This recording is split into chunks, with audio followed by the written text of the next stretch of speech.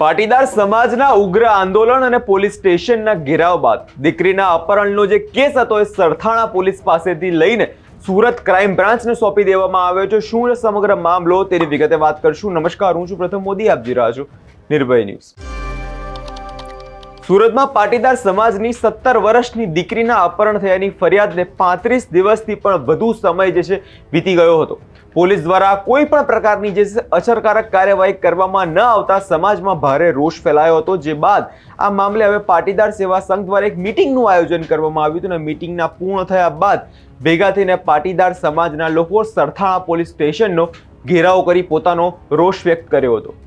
35 દિવસથી જે દીકરી તે પરિવારથી અલગ હતી, ત્યારે આ દીકરીના ભાઈએ સમાજ પાસે મદદની અપીલ કરી હતી, જે બાદ હવે ઉગ્ર માંગ અને પાટીદાર સમાજના વિરોધ બાદ સુરત પોલીસ કમિશનર અનુપમસિંહ ગેહલોત દ્વારા આ કેસને સરથાણા પોલીસ પાસેથી લઈને સુરત ક્રાઇમ બ્રાન્ચને સોંપી દેવામાં આવ્યો છે। જે મળતી માહિતી મુજબ આ ગુમ થયેલી દીકરીના માતા પિતા જે છે પોતાના ગામડે રહે છે અને સુરતમાં આ દીકરી પોતાના કાકા સાથે રહેતી હતી। સમાજ દ્વારા દીકરીને વહેલે તકે શોધી લાવવા માટે ગૃહ વિભાગને પણ રજૂઆત કરવાની જાહેરાત કરવામાં આવી છે। સાથે જ આરોપીને પકડી તેના વિશે વધારે ગુનો દાખલ કરવાની માંગ પણ ઉઠી છે। નજર કરીએ તે દ્રશ્યો પર જ્યારે પાટીદાર સમાજે પોલીસ મથકનો ઘેરાવો કર્યો હતો। ઓલરેડી અત્યારે તો અમારી ટીમ ત્યાં છે જ વિસ્તારમાં, બરોબર। એ છોકરીને છોકરાને ગોતવા માટે અમારી ટીમ ઓલરેડી ત્યાં છે જ। પછી ગુનો દાખલ કર્યા પછી પોલીસે આમાં તમને ખ્યાલ હશે ભાવનગર, અમરેલી, ગાડી કે લાઠી પોલીસ સ્ટેશન મુકાઈ છે, પોલીસે તપાસ કરી છે। હાલ એના બેંક ડિટેલ એ કઈ જગ્યાએથી ગાડી પસાર થઈ છે, દરેક ટોલ નાકાના ફોટા અમારી પાસે છે। એની બેંક ડિટેલ કે એ ક્યાં જઈને ગૂગલ પે નો ઉપયોગ કરે છે, શું કાંઈ એના સુધી પોલીસ પહોંચવાનો પ્રયત્ન કર્યો, પણ હવે હાલમાં એના ખાતામાં કોઈ પૈસા નથી। પછી આ ચર્ચા બહાર ન કરતા અમુક વખતે એ એલર્ટ થઈ જાય, વાય મેસેજ કરે એ નથી એના ખાતામાં કોઈ। આપણે એવું વિચારીશું કે બીજેથી મોબાઈલ કોઈ એક્ટિવ કરતા નથી, એના ખાતામાં કંઈકથી પૈસા પડે અથવા પૈસા એ પોલીસે અધિકારી તરીકે મારે કોઈ છોકરી ગુમ થઈ જાય તો મારે લાઈવ દેવાની મારી ફરજ છે। હા, મારી ફરજમાં જ આવે છે। હવે હું વિશેષ કામ કરતો હોય તમારા માટે એવું કાંઈ નથી। અમે સતત પ્રયત્ન કરીએ છીએ, પણ મને એવું લાગે છે થોડો આરોપી જો એલર્ટ છે, એ નથી કંઈ ભૂલ કરતો। આ તો એવું છે પોલીસ ખાતા, તો કંઈક ભૂલ કરે અમે એની સુધી પહોંચી શકીએ। બીજું તો અમારી પાસે કંઈ એવું યંત્ર નથી। જે ટેકનોલોજી વાઇઝ અમે જે ઉપયોગ કરવાનો થાય છે તમામ ઉપયોગ કરી ચૂક્યા છીએ। તમને લોકોને જો ગામના છો, ગામનો જ બનાવશે, તમે જાણો છો ગામનો એક છોકરો છે, તમને પણ ક્યાંય પણ ભાળ મળતી હોય સાહેબ આમાંથી આવું છે તો અમે એ તમારું સાંભળે ને એ બાજુ દિશામાં તપાસ, પોરબંદર તપાસ કરી, ખ્યાલ છે ને તમને? એક કોલ ખાલી એનો એ આરોપીએ એક માછીમાર હતો જે દરિયામાં માછીમારી ખેડે છે, એ છોકરો બસ સ્ટેન્ડે એને ભાઈને મૂકવા ગયો પોરબંદર, જાફરાબાદનો છોકરો હતો। આ આરોપી છે એ પોરબંદર બસ સ્ટેન્ડે બેઠો તો ત્યાંથી એને એવું કીધું ઓલાને માછીમારના છોકરાને કે ભાઈ મારો મોબાઈલ બંધ થઈ ગયો છે, તમને કોલ કરવા દો। તો એને એક કોલ કર્યો ભાવનગર, તો આપણે એક કોલના આધારે જાફરાબાદ તપાસ કરાવી, એને પછી જે માછીમારને પાછો મોબાઈલ આપી દીધો। એટલે આપણને એવું કહે પછી એ માછીમારે જાફરાબાદ ફોન કર્યો છે, જાફરાબાદનો છે, એટલે આપણે જાફરાબાદે તપાસ કરાવી, પોરબંદર તપાસ કરાવી અને ભાવનગર તપાસ કરી એક કોલના આધારે। પછી જ્યાં સુધી ફોનનો ઉપયોગ એ કરતો નથી એટલે આપણને માહિતી નથી મળતી। પોલીસ આમાં એલર્ટ જ છે અને મારી જવાબદારી જ છે, અમે જવાબદારીથી ભાગીએ છીએ કે એવું કાંઈ નથી મેળ પડતો, એટલે હજી સુધી છોકરીને અમે શોધી નથી શકતા। હજી અમે બેસ્ટ પ્રયત્ન અમારો ચાલુ જ છે। હાલમાં અત્યારે અમારે 4 જણાની ટીમ ક્યાં છે હું જાહેર નથી કરતો, અમે ત્યાં ગમે આ તપાસમાં જ છીએ, અમારી ટીમ બહાર જ છે। એના પરિવાર, છોકરાના પરિવાર વાતચીત કાંઈ થાય છે એની સાથે? ના, છોકરાના પરિવારને તો આપણે કહેવાનું નથી, કારણ કે એને કહેવું તો એનો ફાયદો નથી। ઘણી વાર પોલીસ એવું કરતી હોય કે ભાઈ છોકરા સુધી જવા માટે પરિવારને લાવીને પૂછપરછ ને જે કઈ કરવાની હોય ઘણી વાર બિહાર દેતા હોય, એના પરિવાર સુધી એના પરિવારને અમારે આમાં આ ગુનામાં લેવો, ગુનામાં નથી લેવો, ઘરેથી તો કઈને જ જતા હોય ને। તો જ્યારે આપણે ગયા ટીમ લઈને ગયા ત્યારે આપણે અહીંયા એના પરિવારને પૂછપરછ કરી ત્યારે જ આપણને અમુક નંબર મળ્યા। આમાં કમસે કમ આપણી પાસે શરૂઆતમાં સાહેબ એવી વાત 4-5 દિવસ છે ને છોકરાના ફોન ચાલુ જ હતા, અહીંયાથી લોકેશન ગયા તો એ 4-5 દિવસમાં પોલીસે કેમ એને મોકવો આપ્યો? સૌથી મોટી પ્રશ્ન એ 17 વર્ષની છોકરી છે, નાબાલિગ છે, તો આગળ જે 4-5 દિવસ તપાસના નામે આવો સમય ઠેલાઈ જાય કે એનું કોઈ મતલબ જ એનો હું નથી. જવાબ આપું. એમાં એવું છે તે વખતે થયેલું, કારણ કે પરિવારના સભ્યો જો હાજર જ છે, એમને પૂછેલું પોલીસે કે ભાઈ કંઈ તમને એવો શક વ્યામ છે કોઈ ઉપર કે ભાઈ કોઈની સાથે આ છોકરી હોય, ત્યારે એમને ના પાડેલી. મેં જ ખુદ પૂછેલું કે ના સાહેબ આવું કંઈ નથી. પછી પાછળથી 2 દિવસ પછી એવું જાણવા મળ્યું કે એ જ ગામનો કોળી પટેલનો કોઈ છોકરો છે, અહીંયા તેલના કંઈક ડબ્બા નાખવા આવતો હતો, તેના મારવા આવતો. એટલે એ બધું 2-3 દિવસ પાછળ ખબર પડી. પછી એનું સતત આપણે એનું લોકેશન લેતા હતા, તો એનું કન્ટિન્યુ લોકેશન જામનગરથી આ ગામનું જે તમારું ગામ અકાળા કન્ટિન્યુ લોકેશન એ જ આવતું હતું. અને એ પાછો કંઈક માર્કેટિંગ યાર્ડમાં એ બોલેરો ચલાવતો હતો એવું જાણ્યું આપણે.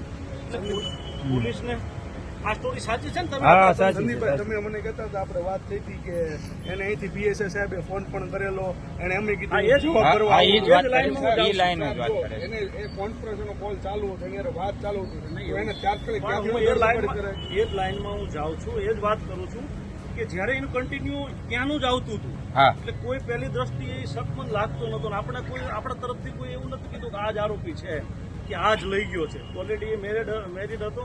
પોલીસને તમને જેમ ખબર નથી એમ પોલીસને કઈ ખબર નથી કે આ જ લઈ ગયો છે.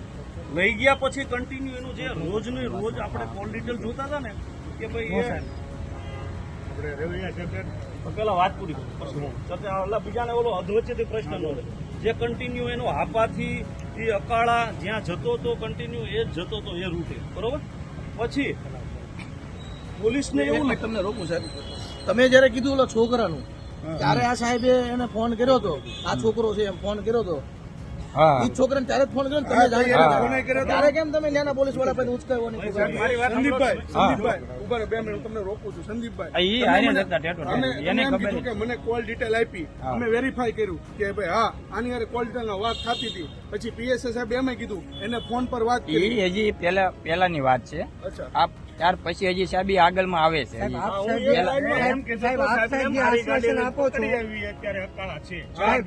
તમે કીધું મારી ગાડી લઈને જાય, હું હારે આવું, તમે મારી હારે આવો, ઇન્સ્પેક્ટર સાહેબ ને કીધું. સાહેબ આપ સાહેબ જે આપ સાહેબ જે એમણે મને એમ આશ્વાસન કીધું કે આપો આપણે છો પેલા દીકરીને ગોતીએ. એ છેલ્લા 35 દિવસ થયા છે.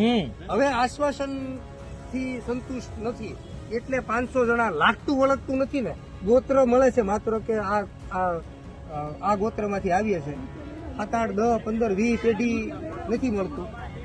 અમારું ગોત્ર કાશ્યપ ગોત્ર છે, ખાલી એટલી ખબર છે કે અમે કાશ્યપના વંશજો છીએ, બાકી અમને કઈ ખબર નથી. એવા લોકો અહીંયા લાગણીથી આવ્યા છે. હવે આશ્વાસન નહીં, તમે શું કાર્યવાહી અત્યાર સુધી કરીને એમાં નથી સાંભળવું. અમારી દીકરી જીવતી ક્યારે અમને મળશે એ કહો. કે તમે રાહ જોવો છો કે 18 વર્ષની થાય, કે રાહ જો 18 વર્ષની થાય એટલે લગ્ન કરી લે? આવી એવું ન હોય. માનો કે ગુનો બન્યો ત્યારે એ માનો કે 17 વર્ષની છે તો ઓલરેડી એ ગુનો હવે 18 વર્ષ લગ્ન તો કરી શકે ને, ખરી તો શકે ને. હવે મારી એક જ હેતુ છે કે આ ભાઈ એમ કે છે કે આરોપી આ વ્યક્તિ લઈને ગયો છે, સાહેબ એને ફોનમાં વાત કરે તો ન્યાના પોલીસ વાળા પાસેથી તમારે હું એમ કહેવા માંગુ છું, ધરપકડ કરાવી લેવાય ને. અધૂરી સ્ટોરી છે. હું એ સ્ટોરી ઉપર જાઉં છું. આ એમના પરિવારને ખબર છે. આ બાબતે પીએસઆઈ રેવર સાહેબ તપાસ કરે છે. આ લોકો ત્યાં ગયા છે, એ જે તમે જો કહો છો ને કે એની હારે વાત કરે છે, એ જ્યારે સ્ટોરી અધૂરી હતી એટલે ત્યાંથી પીએસઆઈ ના રાઇટરે તમારી સામે જ ફોન કરેલો કે ભાઈ તું ક્યાં છે, આરોપી. ત્યારે હજી કોઈને આમાં ખબર નથી કે આરોપી કોણ છે. આપણે આજે ખબર હતી એટલા માટે ખબર હતી. આરોપીના પત્નીએ તે પરિવારને જાણ કરી કે મારો પતિ આ દીકરી અકાળા છે 4 દિવસ આપણે પકડી લઈ આપણે આને પકડી લઈ. સાહેબે એમ કીધું હતું રેવાય સાહેબે કે આજ સાંજે તમે ગાડી તૈયાર રાખો. મેં કમ્પ્લીટ ગાડી રાખી, સાહેબનો ફોન નો આવ્યો. હા, સાહેબનો ફોન નો આવ્યો એટલે પાછા અમે સવારે ગયા. એટલે એને એમ કીધું કે આપણે પેલા છોકરીને ગોતીએ.